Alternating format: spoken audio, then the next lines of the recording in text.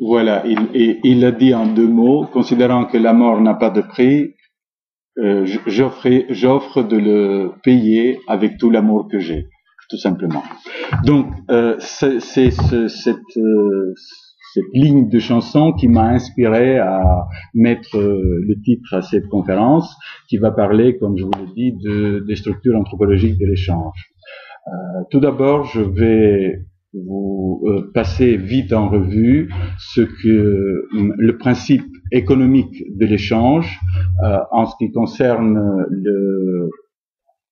le fait de faire économie ou faire des économies et maximiser les profits en passant par les formes de distribution et voir la réciprocité comme une totalité sociale et le don comme une forme d'économie, pour ensuite aller vers les formes compétitives d'échange et le pouvoir qui se cache derrière l'échange réciproque et qui se manifeste à travers la monnaie comme une technologie de communication qui nous permettra non seulement de connaître le prix de l'amour, mais aussi de reconsidérer l'échange. La question essentielle qui se pose pour les anthropologues qui s'intéressent aux faits économiques, c'est de savoir comment la production, la distribution et la consommation sont organisées en différentes sociétés. Et qu'est-ce qui motive les gens dans différentes cultures de produire, de distribuer, d'échanger et de consommer. L'économie peut être définie en 2 différentes manières. Il y a la perspective substantiviste qui est orientée vers les systèmes de production, de distribution et de consommation des biens matériels et non matériels dans la société, et la perspective formaliste qui est plutôt orientée vers l'acteur, donc les façons dont les acteurs usent les moyens à leur disposition pour maximiser les valeurs. Alors, faire des économies, c'est en 2 mots l'allocation rationnelle des ressources pour des objectifs alternatifs. Et l'idée que les individus choisissent de maximiser les profits a été l'assumption basique, essentielle des économistes classiques du XIXe siècle et qui malheureusement reste encore pour la plupart des économistes d'aujourd'hui, en tout cas pour certains économistes. Une grande prémisse sur laquelle toute la science économique repose est le modèle de l'agent rationnel, ce qu'on appelle l'homo economicus. Or, les anthropologues argumentent que les individus qui maximalisent les valeurs et basent leur comportement économique sur des calculations de coûts et bénéfices sont caractéristiques de la société moderne ou capitaliste, si vous voulez. Le vrai concept de l'individu maximisateur peut être sans signification dans d'autres sociétés où l'unité de production n'est pas l'individu, mais le groupe social. Les anthropologues peuvent reconnaître, et j'ai l'impression que beaucoup de choses ont été reconnues pendant ce printemps, ce 6e printemps des sciences sociales ici à la Mèche, que les individus peuvent être motivés par différents objectifs. Bien entendu, maximiser les profits, mais aussi accumuler de la richesse, ce qui est autre chose que maximiser les profits, récupérer du prestige, tout simplement le désir et le plaisir d'avoir du confort, mais aussi l'harmonie sociale. Toute cette gamme de motivation, elle est naturelle chez les individus, mais la maximisation des profits n'est une des motivations parmi d'autres. À part cela, les anthropologues voient les systèmes économiques et les motivations économiques à travers une perspective interculturelle. Même si les gens seraient partout enclins à maximiser les valeurs, ce qui est considéré comme valable ou valuable diffère interculturellement, mais aussi entre un individu et un autre. Donc, on est en face de la même controverse des différences et des similarités entre les gens dans sociétés différentes. Les anthropologues donc attirent l'attention sur les façons dont l'économie est une partie intégrante de la totalité culturelle et sociale. Tout simplement, les systèmes économiques et les actions et les comportements économiques ne peuvent être que entièrement compris si on considère par rapport aux autres aspects de la culture et de la société. Donc, si le système économique des sociétés modernes est considéré largement comme rationnel, et ceci est vrai que pour les sociétés modernes qui sont, si on détache cela des autres aspects de la vie, et on le base uniquement sur les principes impartials du marché. L'approche anthropologique de l'économie me semble nécessaire pour étudier la consommation comme un système culturel, parce que la consommation concerne aussi bien les besoins innés de l'homme que, mais après satisfaire les besoins pour nourriture, vêtements et d'autres commodités, par la consommation, les gens montrent différentes façons de communiquer à d'autres qui ils sont ou qui ils voudraient qu'ils soient considérés qu'ils sont.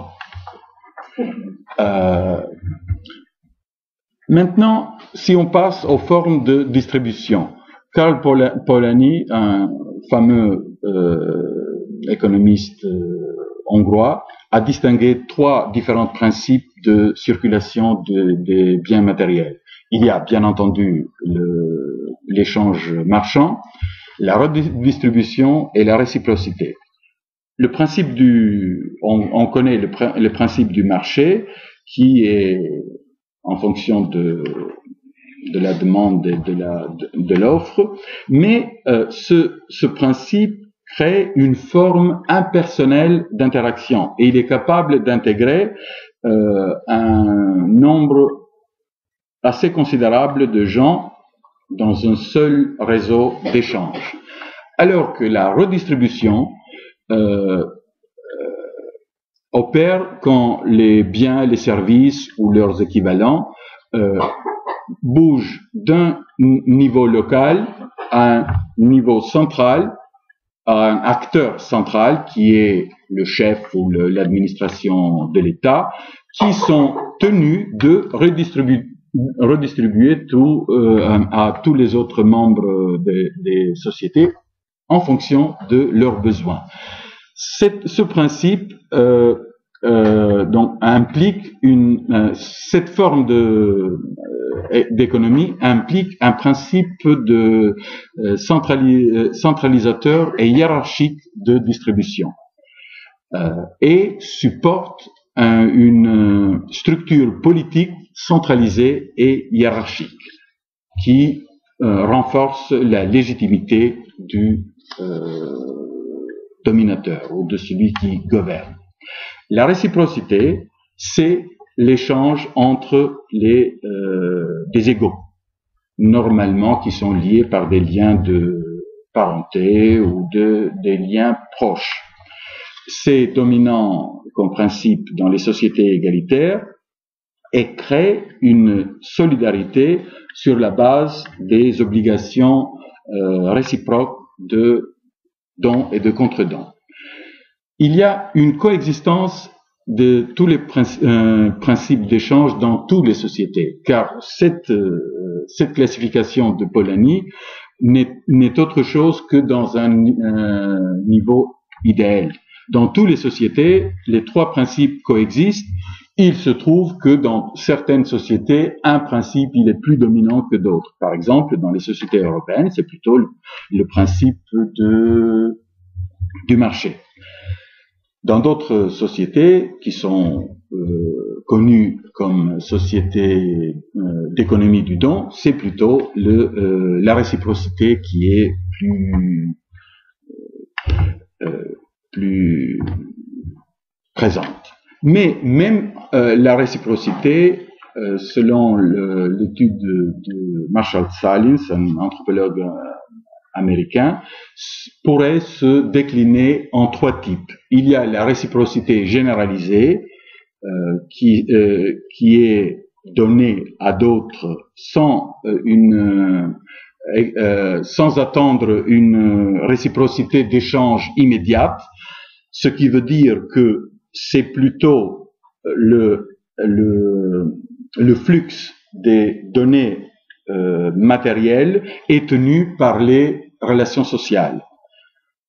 Donc c'est parce qu'on est dans des relations sociales assez réciproques qu'il y a un flux de données et de services entre les gens. Il y a la réciprocité balancée, ce qui veut dire les échanges entre des gens qui sont plus distancés que les membres d'une seule famille ou d'une seule parenté. Dans ce cas, c'est plutôt les relations sociales qui dépendent du flux matériel des biens et des services. Donc, autrement dit, il y a un flux. On n'est pas nécessairement tenu d'avoir une relation sociale. C'est parce qu'il y a un flux de biens et de services entre nous qu'on est tenu d'avoir une certaine relation. Il y a, troisièmement, la réciprocité négative qui se situe au-delà du système, au-delà des confins du système social des gens en présence. Et donc, ici, le système moral est suspendu pour devenir un peu plus impersonnel, autrement dit, pour devenir plus économique. Dans les sociétés d'économie du don, ou de réciprocité généralisée, la distribution des biens prend place sans prix. Les biens sont distribués en fonction des besoins et des droits des individus. De la même façon que on voit ça dans la famille ou dans la parenté. Par exemple, non seulement les enfants ont besoin, mais ils ont aussi le droit de bénéficier de certains biens et de services au sein de la famille. Les biens ou les dons dans ce cas-là ont aussi la caractéristique d'avoir une certaine présentation. On ne donne pas un don tout simplement comme un but en soi, parce que même à l'intérieur d'une famille, les relations sociales sont importantes, à l'intérieur d'une famille comme ailleurs.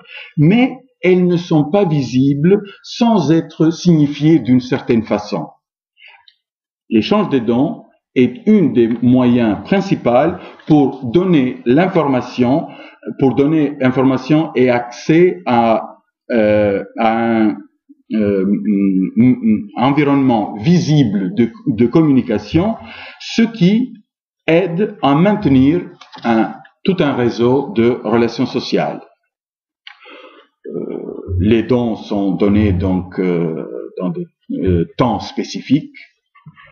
Pour marquer, par exemple, plus le don est spécifique, plus il est donné à un temps spécifique, plus il est présentable en tant que don. Dans des moments qui marquent les changements de statut des individus ou dans des groupes plus généraux pour célébrer les occasions importantes dans la société. Ceci dit, il y a donc non seulement la présentation des dons, mais il y a aussi une stratégie du don. Les dons sont importants parce qu'ils sont des moyens pour entretenir ou pour faire des contacts avec les outsiders, avec les autres à l'extérieur du système social. C'est une des meilleures façons pour créer la paix, l'amitié, la loyauté politique et bien entendu l'amour aussi. Ça rentre dedans. Mais donc, ce qui veut dire que là où l'échange, dans les sociétés où l'échange des dons est assez répandu, cela contribue beaucoup, de façon significative, à l'intégration systématique. Et comme Marshall Sahlins le dit si bien, s'il est vrai que les amis font des cadeaux, les cadeaux font des amis aussi. Donc, il y a un aspect, il faut voir dans le don, dans les cadeaux, un aspect nécessairement social et culturel. Autrement dit, l'intérêt analytique du don n'est pas dans son aspect purement économique.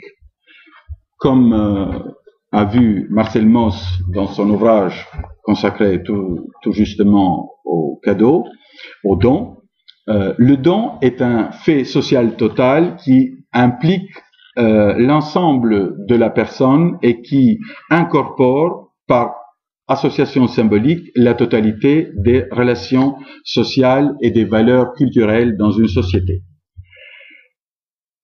Pour poursuivre avec Marcel Mauss, en théorie, dit Marcel Mauss, les dons sont donnés volontairement. Mais il y a toujours des règles et des conventions qui sont impliquées dans un don. Et c'est exactement cet aspect du don que Marcel Mauss voyait que le don est uniquement en théorie volontaire, désintéressé et spontané, mais que en réalité, il est strictement obligatoire et intéressé. Avec, non seulement qu'il est strictement obligatoire et intéressé, mais avec des possibles sanctions de conflits ou de guerres privées ou généralement ouvertes, publiquement ouvertes. Comment il faut comprendre cela dans le sens de Marcel Mauss? Très simplement, pour avoir un don, il faut que le don puisse remplir 3 conditions. D'abord, il y a l'obligation de donner, sinon il n'y a pas de don. Deuxièmement, il y a l'obligation de recevoir, sinon il n'y a pas de don. Mais il y a aussi une troisième obligation que pour Marcel Mauss était la plus importante. Il y a l'obligation de repayer le don, de rendre le don, ce qu'on appelle de faire un contre-don. Et Marcel Mauss a vu a argumenté que l'obligation pour le destinataire d'un don de faire un contre-don au premier donneur est quelque chose qui existe partout de façon universelle. En quelque sorte, il n'y a pas quelque chose dans ce monde comme déjeuner gratuit, quoi. Comment il a pu voir cela? D'abord, il a postulé, en se basant sur les Maoris de l'Australie, que le don, il a un esprit. Tout simplement parce que les Maoris croient dans les forces spirituelles qui retiennent, qui sont tenus d'attaquer une personne qui a omis de repayer le don qu'il a reçu. Ça pourrait apparaître un peu vrai pour les Maoris parce que ils sont habitués à ce système de croyance, mais ce n'est pas nécessairement vrai pour notre société. Vous allez me dire, nous, on fait des dons tout simplement parce que on veut faire des dons. Marcel Mauss, et moi qui suis Marcel Mauss, dirais non. On est tous obligés par l'esprit du don. Je vous donne tout simplement comme contre-exemple de ce que on pourrait penser, un cas que j'ai pu remarquer par oui-dire en tout cas en Albanie centrale, qui est assez proche de nous malgré l'éloigneté politique ou institutionnelle du régime d'il y a quelque temps. Il y avait un moment où un villageois a invité les enseignants de l'école du village pour l'anniversaire de sa fille. Il se trouve que moi aussi j'ai été invité parce qu'à cette époque-là, j'ai été enseignant dans l'école du village, de ce village-là. Un de nos collègues, il était de coutume qu'à la fin des festivités ou du repas d'anniversaire, tout le monde a laissé un petit pourboire. Il se trouvait qu'un de nos collègues n'a pas fait ce petit geste. Oh, rien de grave, après tout. Et personne n'a remarqué. Mais pas le père de la fille. Il est venu le demander. Il a insisté même. Mais pourquoi il a insisté? Si ce type-là ne fait pas ce petit geste, ma fille aura un malheur. C'était peut-être l'esprit du don. Autre témoignage de l'esprit du don qui a été vu par Malinowski, c'était surtout les femmes trobriandaises qui croient qu'elles peuvent retenir quelqu'un si on donne à ce quelqu'un un cadeau. Donc elles peuvent avoir la domination sur cette personne, et comme dans la société trobriandaise, les femmes sont assez possessives, elles, par ce don, l'objectif de leur don, c'est de dominer la personne et de le retenir captif. Et donc, tout le monde connaissait, donc, tout ce qui était le plus craint dans la société trobriandaise, selon Malinowski, c'est de recevoir un don d'une femme quelconque. Ça, c'est aussi le cas, peut-être, des femmes trobriandaises, ou de ceux qui y croient. Mais on voit aussi que si quelqu'un aspire à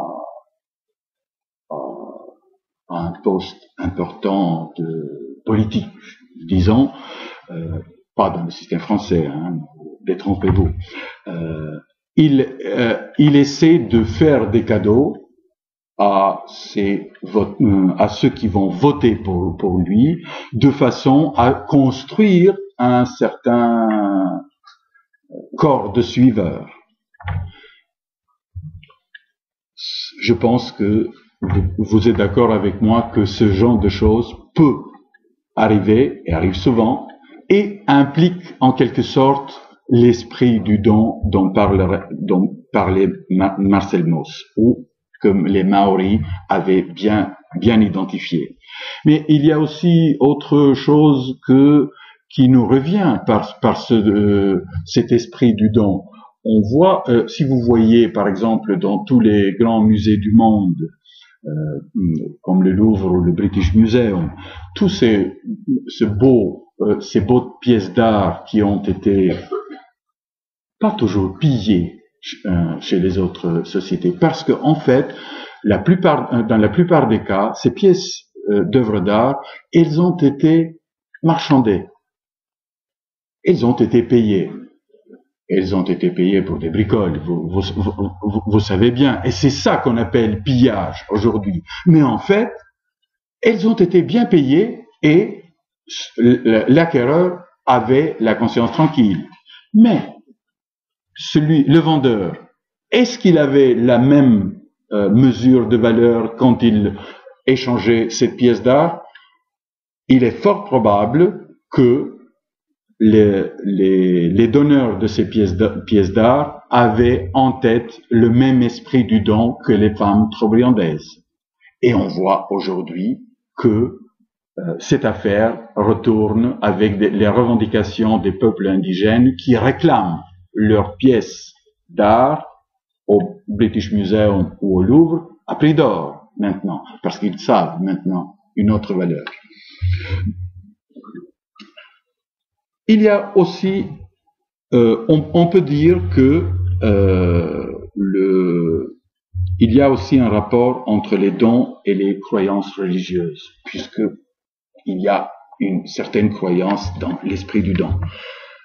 Si on regarde par exemple la prière, les sacrifices ou les charités que l'on donne sont idéalement fait en secret et pas nécessairement avec une expectation de retour. Mais la seule expectation de retour qu'on peut imaginer, c'est que celui qui fait beaucoup de prières, qui est assez bon pratiquant et qui fait beaucoup de sacrifices et qui donne beaucoup de charité, il pourra avoir un retour dans l'autre monde. C'est possible. Vous ne me direz pas non. Donc, ce qui veut dire que les croyants peuvent raisonnablement attendre de construire une sorte de crédit pour leur vie dans l'au-delà. Et la possibilité objective d'un éventuel retour d'une nature non matérielle conserve toujours le principe de réciprocité. N'est-ce pas? Ce qui veut dire aussi que cette possibilité objective de réciprocité peut faire que les actes religieux soient des moyens effectifs pour entrer en communication avec les pouvoirs surnaturels. Donc, s'il y a une expectation de retour, une possibilité objective, il y a nécessairement l'établissement d'un moyen de communication avec les pouvoirs surnaturels. Bon, je ne dis pas que les pouvoirs naturels existent, mais c'est la possibilité objective de d'établir une communication. Alors, s'il y a une possibilité objective de communication, cela veut dire que réellement, on crée la réalité, la vraie réalité des pouvoirs surnaturels. Ça pour l'esprit du don. Maintenant, passons dans l'économie comme une forme le don comme une forme d'économie. Malinowski, toujours lui, qui a étudié le système économique des Trobriandais, a distingué un certain nombre de systèmes économiques coexistants dans la société trobriandaise. Bien entendu, il y a le principe de marché, l'échange marchand qui existe dans ces sociétés comme dans tout autre, mais aussi d'autres types d'échanges assez exotiques, on pourrait dire, par exemple des paiements et des produits qui sont donnés pour des incantations magiques, par exemple, ou des paiements qui sont il faut des produits spéciaux pour payer une incantation magique, ou la nourriture qui est distribuée dans des événements publics ou des funérailles, ou le paiement qu'on doit aux frères de sa femme, et ainsi de suite.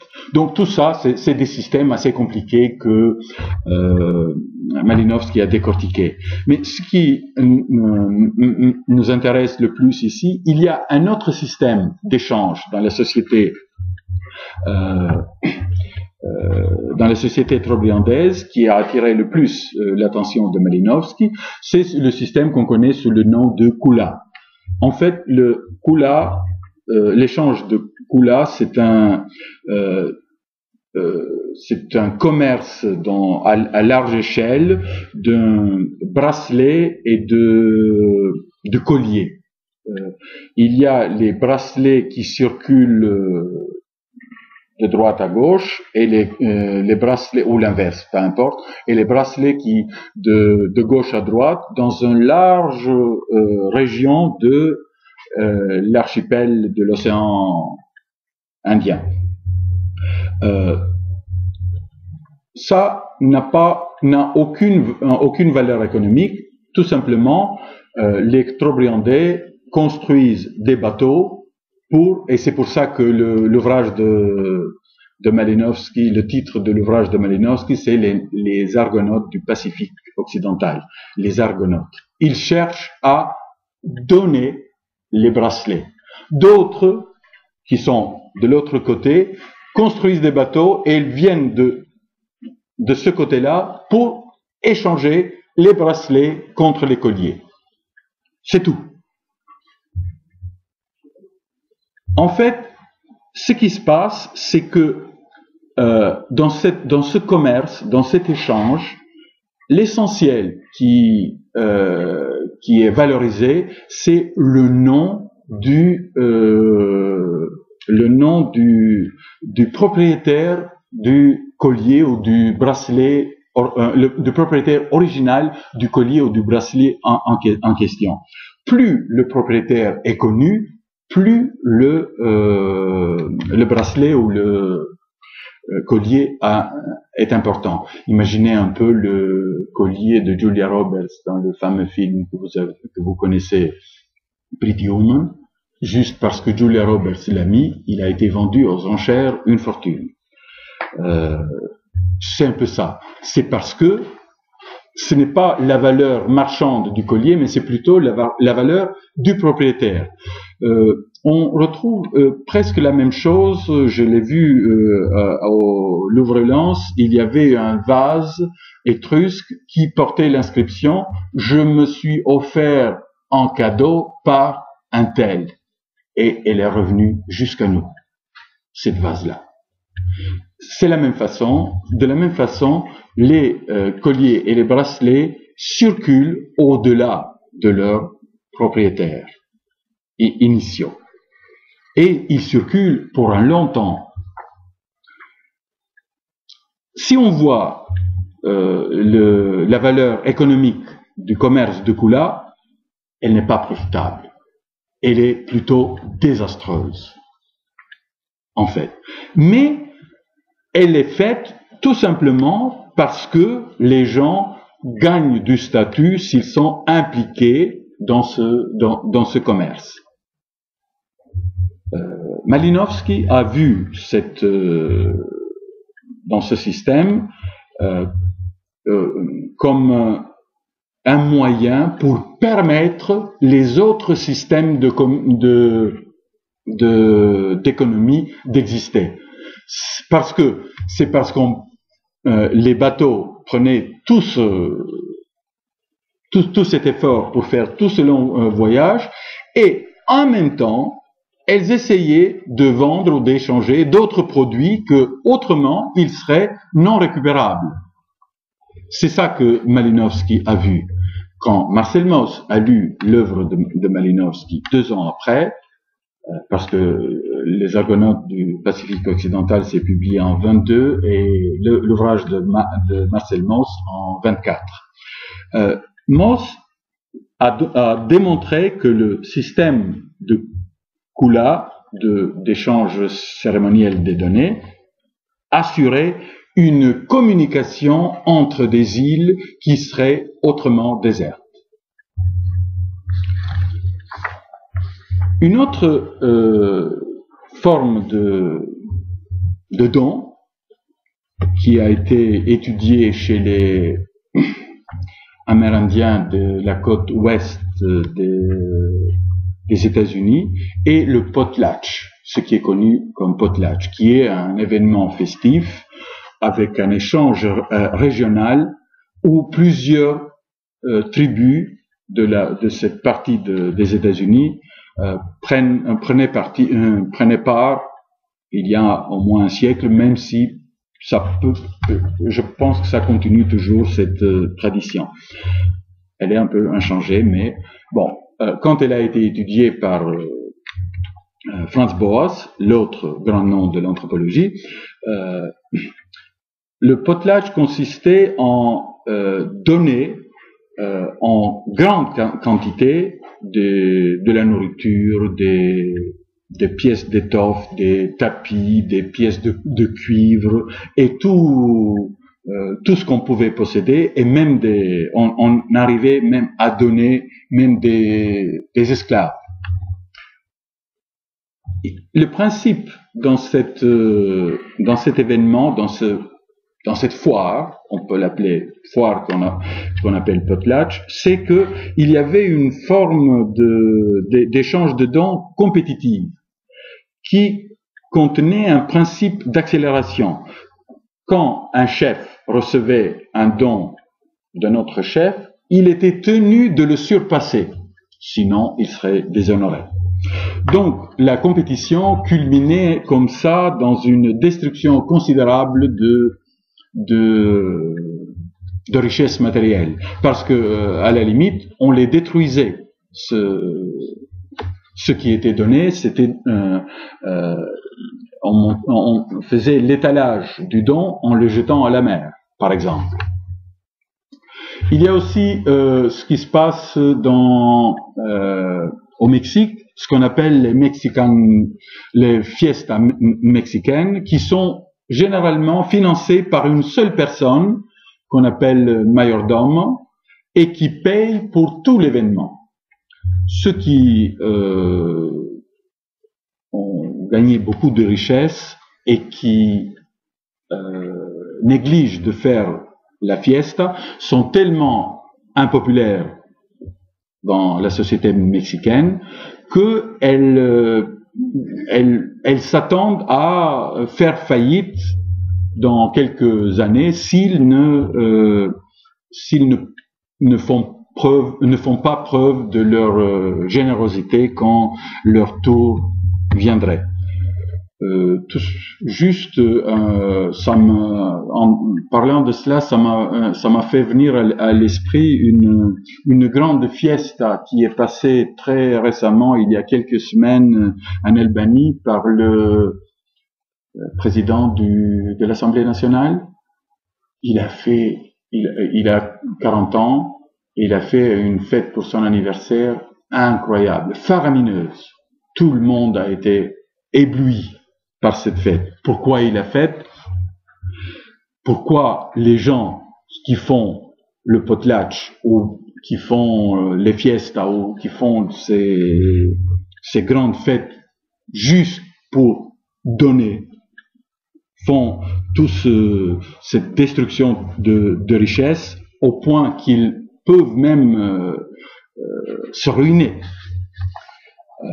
Il n'y a aucune rationalité économique là-dedans, bien entendu. Donc il doit avoir une autre rationalité. Une interprétation qui a été donnée, c'est une interprétation écologique. Le potlatch ou l'échange intervillageois a des fonctions adaptatives. indépendamment des motivations des participants individuels. Donc, elles sont adaptatives par rapport à des époques ou à des périodes alternantes d'abondance ou de scarcité. Donc, financer cette grande foire, non seulement faire redistribuer la richesse, mais aussi est aussi un moyen d'éviter la jalousie des autres. Donc, d'un point de vue. Mais il y a aussi une interprétation politique. Le potlatch, les fiestas ou les grands mariages ou les grands anniversaires de naissance sont des moyens, des formes pour établir le pouvoir et pour établir une forme de hiérarchie politique. Les chefs de tribus, les majordomes, qui ont une position de respect et de pouvoir dans la communauté, sont tenus de maintenir cette position. Vous allez me dire, mais où est la nécessité pour le président de l'Assemblée nationale de maintenir sa position? Il est assez puissant et il n'a pas besoin de faire une fête d'anniversaire de sa naissance aussi fastueux et faramineux que possible. Oui, mais dans certaines sociétés, les politiciens ne sont pas devenus politiciens parce qu'ils sont riches parce qu'ils sont devenus politiciens. Donc ils ont une grande dette à payer. La personne en question, le camarade du président de l'Assemblée nationale de l'Albanie, il a 40 ans, quand il est venu en politique, il avait 20 ans, et tout le monde le connaissait, il n'avait pas un sou dans ses poches. Et aujourd'hui, il est le plus riche du pays. Donc vous imaginez, non seulement qu'il est le plus riche, parce que cela implique aussi les affaires corruptives, vous en avez entendu parler. Lui, il est un de ceux il est dans la situation la plus, comment dirais-je, la plus délicate. Non seulement qu'il est dénoncé, qu'on attend son emprisonnement, donc il n'a rien à faire donc que de se racheter. Et en fait, il a invité tout le monde dans son anniversaire, toute la classe politique, y compris le corps diplomatique, qui n'a pas failli. Parce que, le connaissant bien, personne du corps diplomatique n'a pas assisté à son anniversaire de naissance. Ce qui prouve que les diplomates, européens en tout cas, n'ont pas mangé le morceau. Mais ce qui prouve qu'il y avait bien un morceau. Donc, il y a dans toute cette affaire une conversion de la richesse en statut. S'il y a une destruction délibérée de biens valuables, c'est parce qu'il faut impressionner. Si la richesse est un insigne de statut, il n'est pas suffisant d'être riche, il faut le montrer. Et le don, l'échange du don, c'est une façon de le montrer. Il y a donc beaucoup de façons subtiles d'obtenir du statut en convertissant la richesse dans des façons de consommation visibles ou à travers l'étalage excessif de la richesse.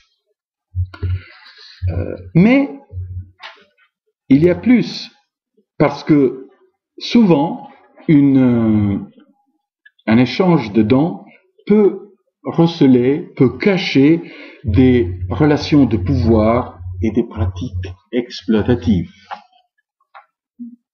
Imaginez par exemple quelqu'un qui essaye de convertir un don rituel et personnel en somme décontextualisée et économiquement quantifiable. C'est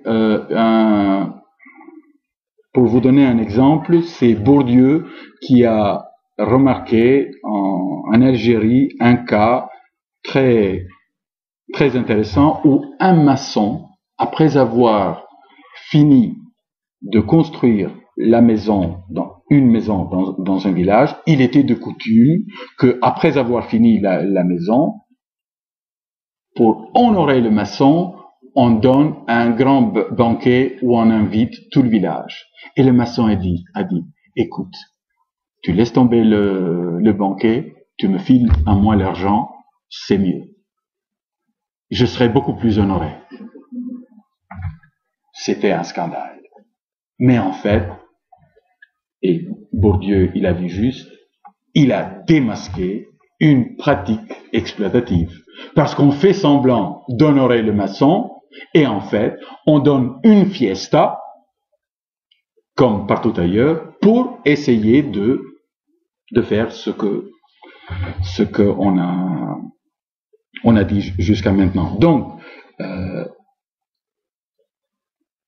dans ce cas, l'échange de dons n'est autre chose qu'une concertation de faire croire comme s'il n'y avait pas derrière des transactions purement économiques.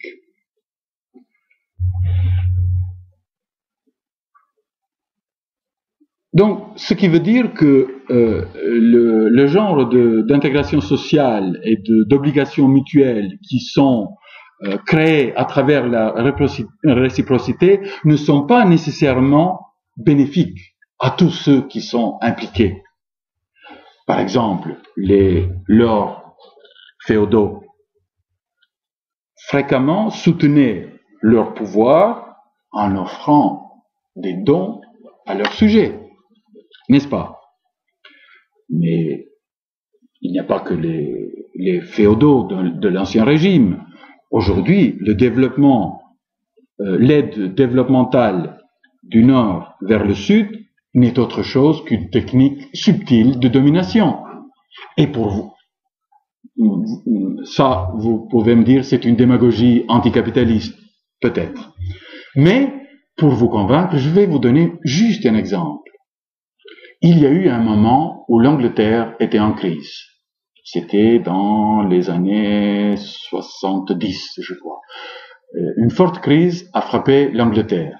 Et vous savez ce qui s'est passé?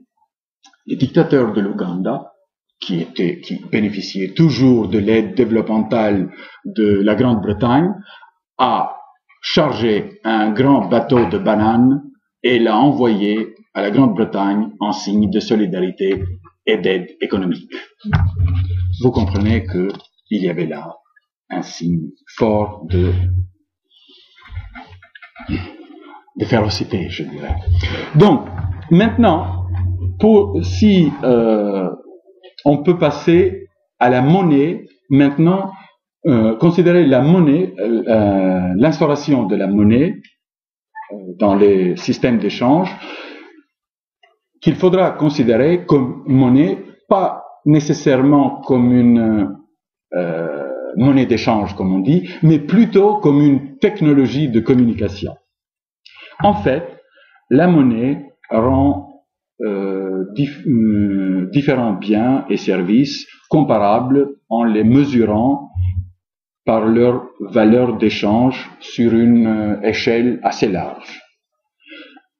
Mais dans plusieurs endroits, il y a des règles qui encadrent ce qui peut être vendu et acheté et ce qui ne peut être pas.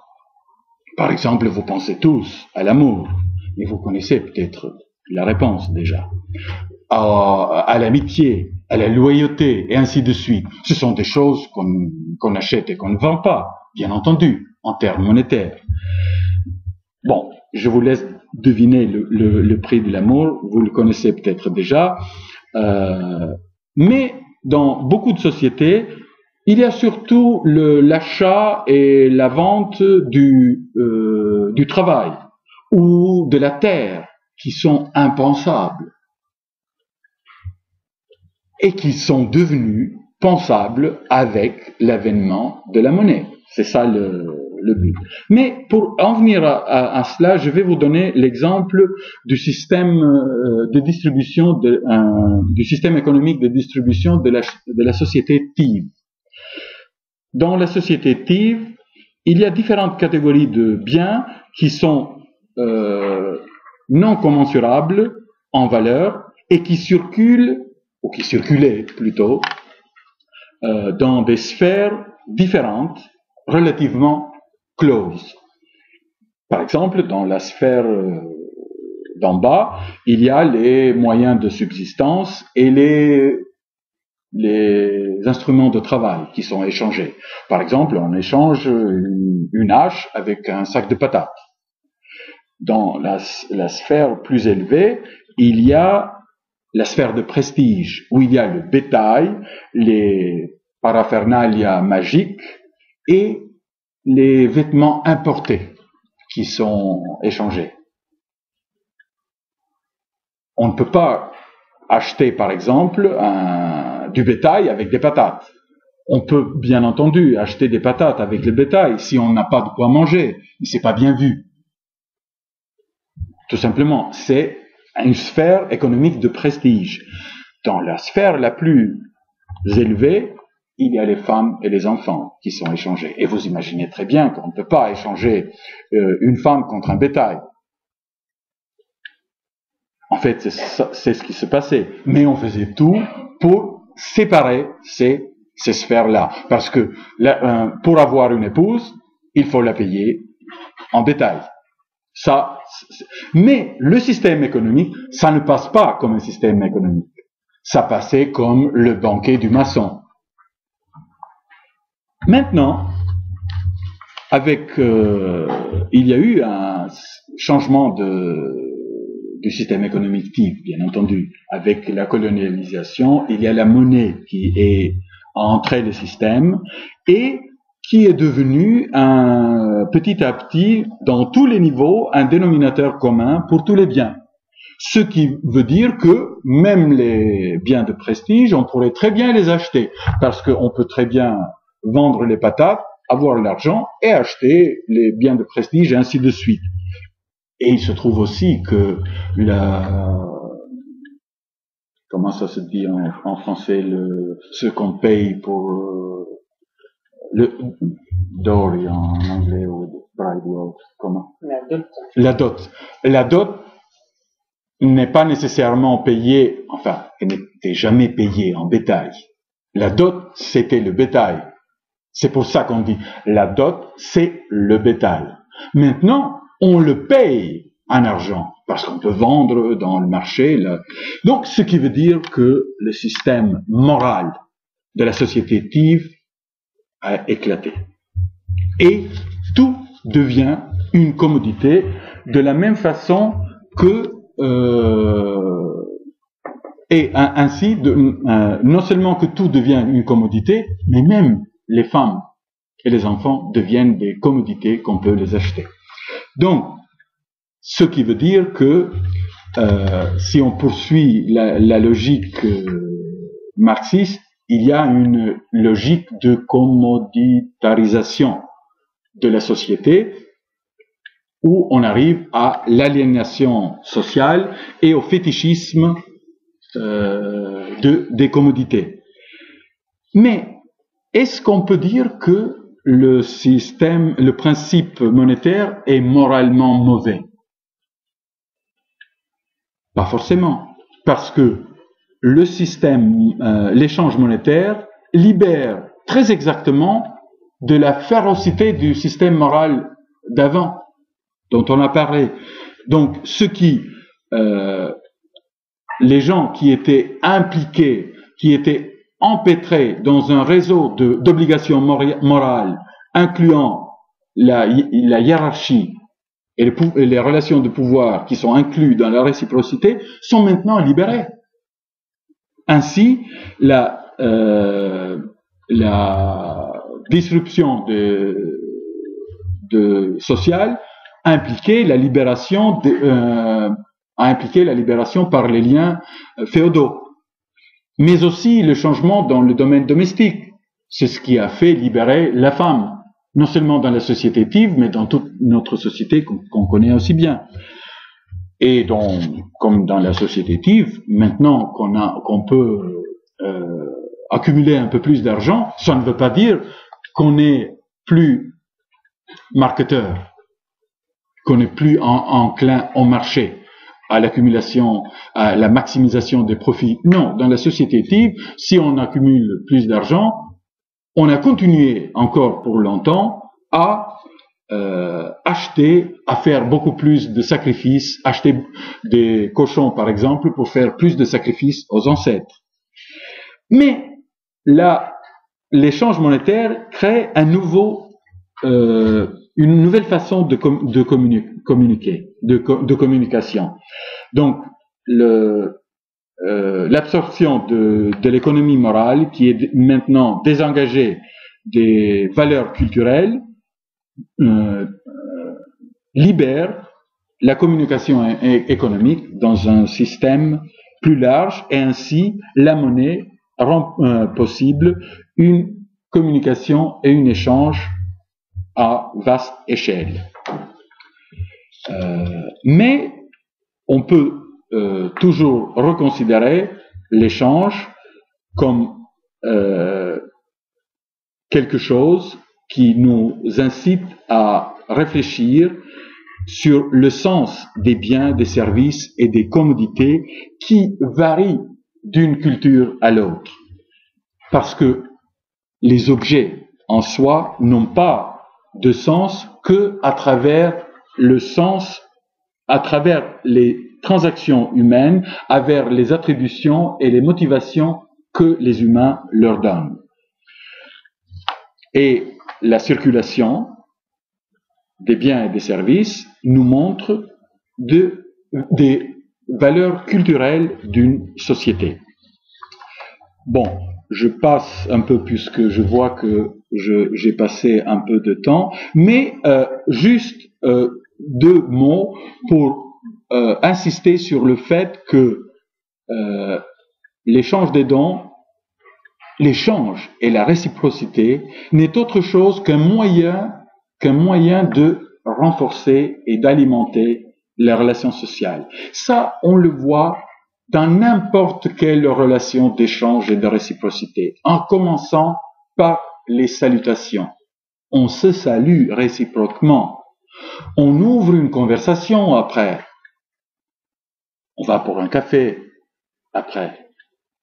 On s'invite l'un l'autre pour déjeuner ou pour dîner ou dans des parties. On échange des lettres, des emails. On s'envoie des cartes postales pour le nouvel an. On fait des appels téléphoniques. On offre des bières. On fait des faveurs et ainsi de suite. Tout cela, ça implique une réciprocité. La réciprocité n'a pas besoin d'être immédiate, sinon, pas besoin de communiquer. Pour maintenir la communication, il faut une réciprocité. On ne peut pas être toujours du côté du donneur. Si je vous salue et vous ne me rendez pas la salutation, je ne vous inviterai pas pour un café. Si je vous donne un café et vous ne m'invitez pas une deuxième fois, vous ne m'invitez pas, je ne vous inviterai plus. Donc la communication est rompue. Ou l'inverse. Si moi je me fais inviter tout le temps, il y a un moment où on sera fatigué. Donc,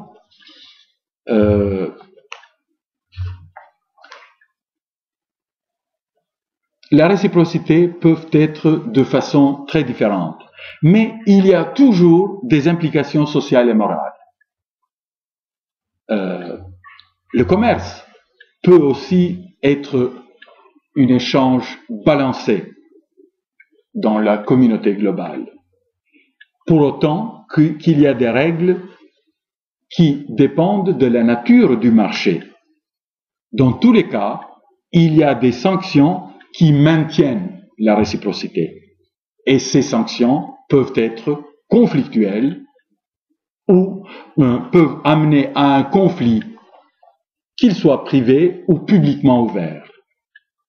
La guerre est aussi une forme d'échange, même si c'est un échange par réciprocité négative.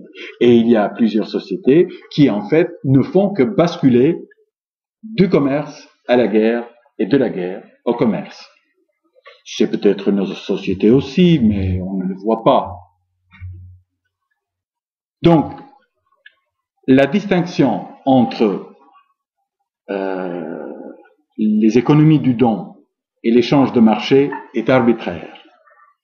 Il y a autant de catégories culturelles d'échange dans les sociétés non industrielles que dans les sociétés modernes. Et le projet anthropologique n'est autre que de déconstruire les frontières simplistes entre nous et les autres, entre les modernes et les primitifs ou les traditionnels, de restaurer la dimension culturelle à nos sociétés ou à ces sociétés qui sont le plus souvent représentées comme des économies avec des lettres majuscules, et de restaurer la dimension calculative à des sociétés qui sont tout simplement portraitisées comme des solidarités écrites en minuscules. C'est tout.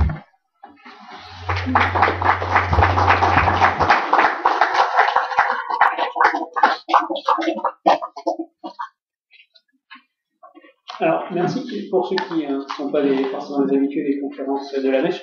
Je vais discuter un petit peu ce qu'a dit Albert Doja, et puis ensuite les questions sont bien entendu ouvertes à la salle, ça prenne de ce